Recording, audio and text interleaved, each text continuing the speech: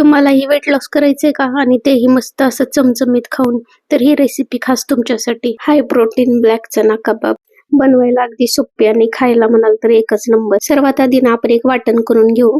त्यासाठी लसूण, आलं आणि मिरची हे मिक्सरला बारीक असं वाटून घेऊया. त्याचबरोबर मी इथे घेतलेले आहे काळे चणे.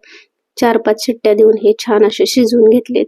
ते असे मॅशरने आपण छान बारीक करून घेऊ आणि त्यामध्ये घालूया 2 चमचे भाजून घेतलेलं बेसन, त्याचबरोबर कांदा, शिमला मिर्च, गाजर, बीटरूट आणि वाटून घेतलेला आलं लसूण मिरचीचा ठेचा. त्याचबरोबर यामध्ये घालूया जिरा पावडर, धना पावडर, मीठ, हळद आणि लाल तिखट आणि वरतून थोडीशी छान अशी कोथिंबीर. आता हे सर्व व्यवस्थित मिक्स करून याचे ना छोटे छोटे आपण कबाब बनवून घेऊया.